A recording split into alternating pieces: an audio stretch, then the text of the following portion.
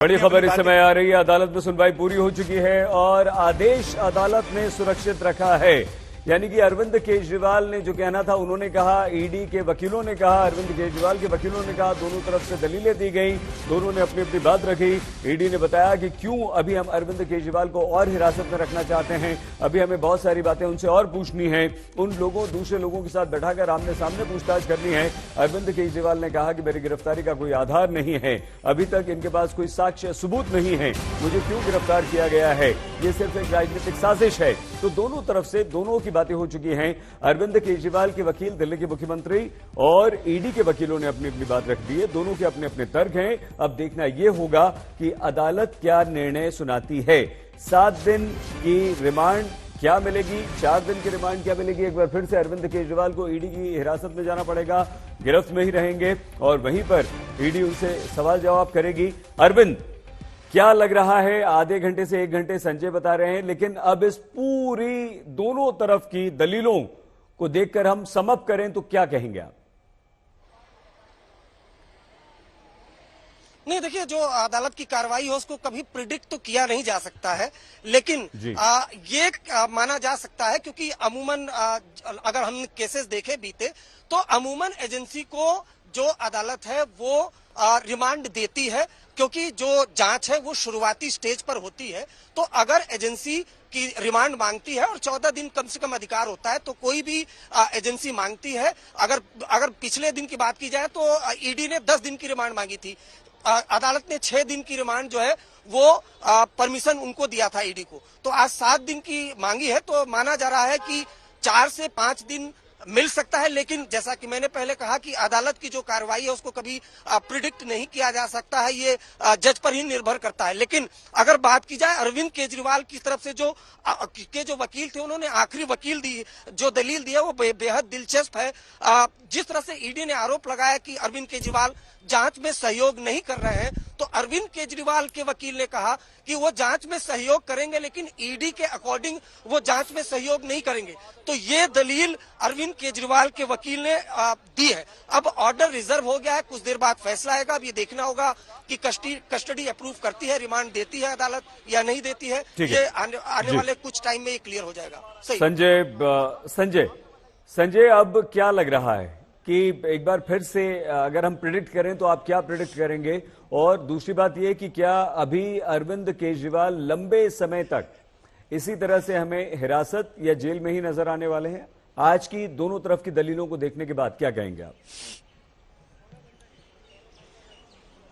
सही, देखिए, हिरासत का तो समय सीमित होता है, लंबे समय तक तो नहीं। लेकिन हाँ, ये कहा नहीं जा सकता कि जैसे ही 4 से 5 दिन की हिरासत मुझे लग रहा है कि एक्सटेंड कर सकती है अदालत। और दूसरा ये भी कि इसके बाद ईडी के कस्टडी के तो समय नियत है, लेकिन इसके बाद सीबीआई अगर आ गई तो 14 दिन के लिए वो भी कोशिश करेगी कि पूरा टाइम एग्जॉस्ट करे, पूरे टाइम उनको अपनी हिरासत में लेके पूछताछ करे।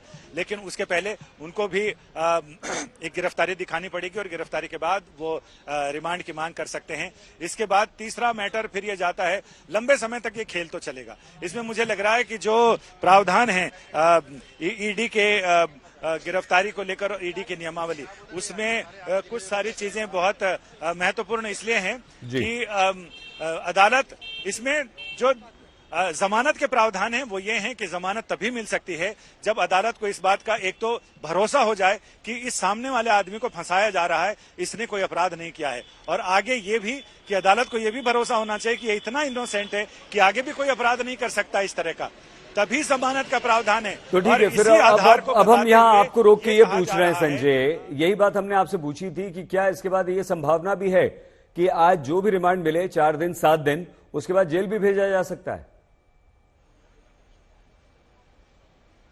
नहीं, अभी तो रिमांड मिलेगी तो उसके बाद तो रिमांड पे रहेंगे। रिमांड के बाद की बात बता रहे हैं, रिमांड के बाद की बात कोई भी दावेदार नहीं होगा। ईडी भी कहेगी रिमांड के जैसे ही रिमांड अवधि पूरी हो जाएगी, 14 दिन एग्जॉस्ट हो जाएगी और सीबीआई भी नहीं आती है, तो जाहिर है कि फिर उनको जुडिशियल कस्टडी में भेजा जाएगा। जुडिशियल कस्टडी भी 14-14 दिनों की होती है और उसके बाद फिर आगे जब तक तारीख ना लगे तब तक 14 दिन बाद उसे रिव्यू किया जाता है। फिर वो देखा जाता है कि उसमें आगे क्या क्या कार्रवाई, सुनवाई के दौरान, ट्रायल के दौरान क्या क्या चीजें आगे बढ़ी हैं, तो उस पर अदालत आगे फैसला करती है। लेकिन मुझे लग रहा है कि आगे बहुत सारा समय जमानत मिलना इतना आसान नहीं है। इस तरह के किसी भी अक्यूज को, सिर्फ अरविंद केजरीवाल की बात नहीं, ईडी के पीएमएलए मामले में जो भी लोग गिरफ्तार हुए हैं उनकी गिरफ्तारी तो आसान होती है, लेकिन उनका बाहर निकलना उतना ही मुश्किल होता है कि चक्रव्यूह में कोई फंस जाए और उसे तोड़ने का तरीका भी आए, इसके बावजूद चक्रव्यूह से निकलना बहुत मुश्किल होता है।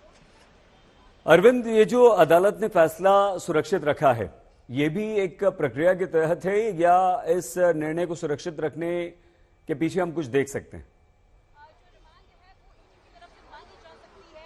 नहीं, बिल्कुल देखिए, एक ये लीगल प्रोसेस है। बहुत मुमकिन है कि जो बहस हुई है, चाहे बचाव पक्ष की तरफ से, चाहे ईडी के वकीलों की तरफ से, तो जज उसको बकायदा ऑर्डर टाइप होता है। जो भी बहस हुई है उसको कहीं ना कहीं एक तरीके से अगर आप कहें तो उस ऑर्डर में लिखा जाता है कि किस ग्राउंड पर जो आरोपी है उसको कस्टडी दी जा रही है। तो एक पूरा लीगल प्रोसेस है। बहुत मुमकिन है, माना जा रहा है कि ज्यादा से ज्यादा आधे घंटे का वक्त लगेगा, ऑर्डर टाइप होगा और उसके बाद फिर वो ऑर्डर जो जज है वो अपना फैसला सुना देंगे कि कितने दिन की कस्टडी मिलती है, या फिर ईडी की कस्टडी मिलती है, या फिर जुडिशियल कस्टडी में भेजा जाता है। माना ही जा रहा है कि कुछ न कुछ दिन की कस्टडी जरूर अरविंद केजरीवाल को ईडी की मिलेगी।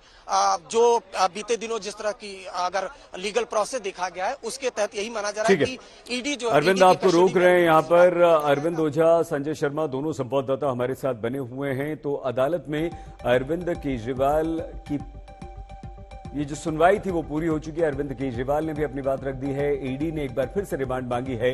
अदालत ने निर्णय सुरक्षित रखा है और ये निर्णय किसी भी समय आ सकता है।